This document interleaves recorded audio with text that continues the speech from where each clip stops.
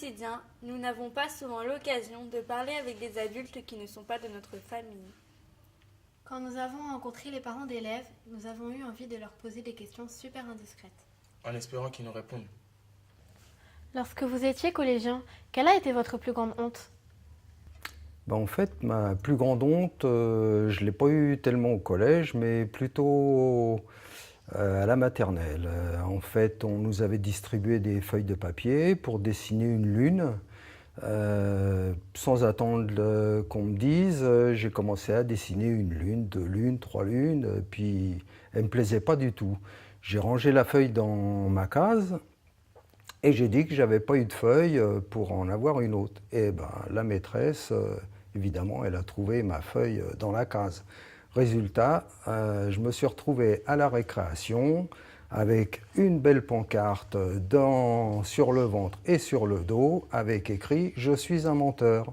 Et j'ai tourné pendant toute la récréation, pas fier de moi. Et comme ce n'était pas suffisant, en plus, ma sœur qui avait 3 ans de plus, on m'a fait aller dans l'école des filles, dans la classe de ma sœur. Voilà. Et puis j'ai fait du piquet jusqu'à la sortie de 4h30 et je m'en souviens encore. Alors le jour dont je me souviens au collège, c'est pas vraiment une grande honte, mais c'est vraiment un jour qui m'a beaucoup marqué. C'est que j'avais raté le jour de la rentrée en 6e. Et du coup, je suis arrivée 2 ou 3 jours après. Et la CPE m'a accompagnée dans la classe et elle m'a présentée devant toute la classe. Et j'étais vraiment, vraiment très impressionnée. Quels étaient vos rêves de collégien ? Mon rêve de collégien, ça n'a pas été tellement d'étudier, d'être bon ou autre. J'ai eu assez de mal à m'adapter étant donné que je venais de Chenevière et puis j'étais très près de la nature. Et au collège, j'étais à Paris et la nature, je ne la voyais pas du tout. Donc mon rêve, c'était de quitter le plus vite possible, de retourner à Chenevière et puis d'aller sur les bords de Marne, les champs. Et voilà, tout ce qui me plaisait bien dans la nature, et ça me faisait énormément de bien. Alors mon rêve, quand j'étais en 6e, c'était d'avoir le droit de me laisser pousser les cheveux. Parce que mon père, on était 3 filles à la maison, et mon père ne voulait pas qu'on ait les cheveux longs. Et à partir de la 6e, il a lâché un petit peu la bride et j'ai eu le droit de me laisser pousser les cheveux. Donc c'était vraiment extraordinaire pour moi. Quel était votre style vestimentaire ?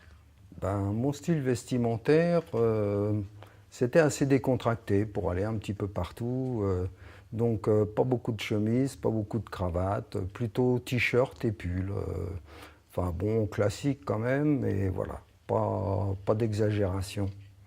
Alors le style vestimentaire, c'était décontracté, jean, sweatshirt. Et je me souviens que j'ai eu mon premier jean quand je suis rentrée au collège. On n'avait pas le droit de mettre des jeans avant. Ma mère m'a acheté mon premier jean quand j'étais en 6e. Donc c'était ça. Et puis les sous-pulls qu'on avait tous à l'époque, les sous-pulls bien synthétiques là, qui grattaient dans le cou. Voilà, de couleurs très flash, rouge, verte, la mode début des années 80. Toutes les relations parents-enfants sont différentes. Elles peuvent être amicales, proches, compliquées, affectueuses ou conflictuelles.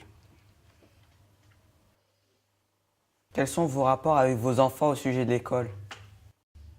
Exigeant. Très exigeant dans la mesure où je ne leur demande que des notes s'approchant de 20. Mais après, il faut savoir être compréhensif. Elles n'auront peut-être pas le niveau de 20, donc il faut savoir accepter un 15. Moins, cela m'est difficile. Après ça, je leur laisse une autonomie dans les devoirs, je ne suis pas derrière elles. Elles s'organisent toutes seules, elles sont autonomes, sauf lorsqu'elles ont une difficulté. À ce moment-là, elles font appel à moi ou à leur maman. Je suis une maman plutôt exigeante au niveau des devoirs et du scolaire. Bien que je me sois adaptée, j'ai une enfant qui est extrêmement bonne élève, qui a toujours été très autonome et qui ne nous demande absolument aucune aide.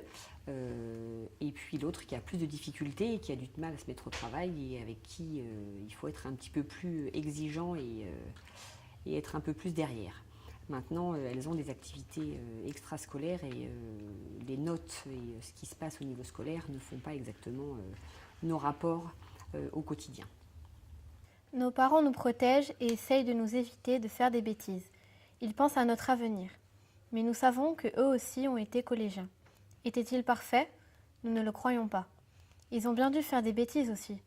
Quel genre de collégiens étaient-ils? Alors, j'étais une collégienne assez tranquille. Je me contentais d'essayer d'avoir entre 10 et 12 de moyenne pour ne pas avoir trop de problèmes à la maison. Par contre, j'étais extrêmement bavarde, très très bavarde, et mes bulletins sont remplis de peut mieux faire si bavardait moins, bavarde trop, toujours en train de bavarder, etc. J'étais un collégien taquin, bavard, travailleur. Je faisais tout pour ne pas rapporter de trop mauvaises notes à la maison, de mauvaises appréciations parce que papa n'appréciait pas du tout et surtout pas être convoqué. Donc je jonglais entre les bavardages et le travail. Du coup, je n'étais jamais puni, enfin pratiquement pas, à part la fois où je me suis pris la règle sur les fesses en plein tableau devant tous mes camarades. J'ai apprécié, ça a fait rire toute la classe. La règle s'est cassée d'ailleurs. Ce que je n'ai jamais recommencé parce qu'après ça, le prof a quand même glissé un petit mot à papa dans le cahier, donc ça ne lui a pas trop plu. Mais bon, au niveau des notes, je rapportais toujours en général des 14-15, et je m'arrangeais toujours pour ne jamais faire le dernier mois et demi d'école. Parce que je faisais ma moyenne, je le prévenais, tout étant fait, j'avais un certificat médical et puis je ne revenais pas pour le mois et demi. Voilà. Mais je n'apprécierais pas que mes enfants me fassent la même chose, parce que ça me ferait penser à ma jeunesse et je ne sais pas si ça passerait aujourd'hui. Mais bon, l'ayant déjà fait... J'étais une élève très sérieuse, je travaillais bien. Par contre, j'étais plutôt réservée. Donc, en général, les commentaires dans les bulletins des professeurs, c'était ne participe pas assez en classe. Voilà. Mais sinon, tout allait bien. Eh ben, pendant mes années de collège, j'étais très studieux. On était un petit groupe de tête, 6-7. Et ben, pour être toujours, il y avait un challenge entre nous, et dès qu'une note était faite, hop, on notait toutes nos notes pour savoir exactement les nôtres et celles de nos copains, de manière à savoir exactement tout au long de l'année la place qu'on pouvait occuper. Et puis c'était un challenge, et puis comme moi j'essayais d'être dans les meilleurs, histoire de... En fait, c'était à en faire le moins possible. Donc, j'étudiais en fonction d'être premier. Dès que j'étais premier, j'avais quelques points d'avance, hop, je relâchais la pédale. Et puis, dès que je sentais qu'il fallait étudier plus, je reprenais les matières où j'avais des carences. J'essayais de les potasser, où c'était le plus facile de gagner des points. Et voilà, donc j'avais aucun problème, j'étais vraiment en tête. Le seul problème, c'est que, bon, la discipline, j'étais toujours sur le fil, et puis j'avais du mal quand même à me canaliser. J'étais quand même un petit peu repris au niveau de la discipline. Mais sinon, c'était, et puis j'étais bien content.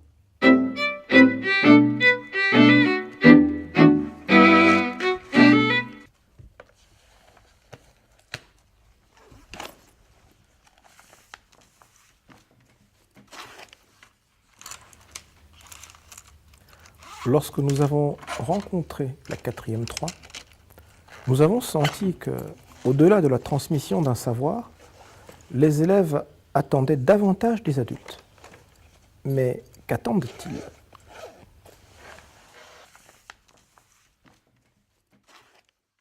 Cool, nous avons un nouveau projet dans la classe. Je me sens respectée. La prof m'a parlé à la fin du cours, au sujet de mes lacunes.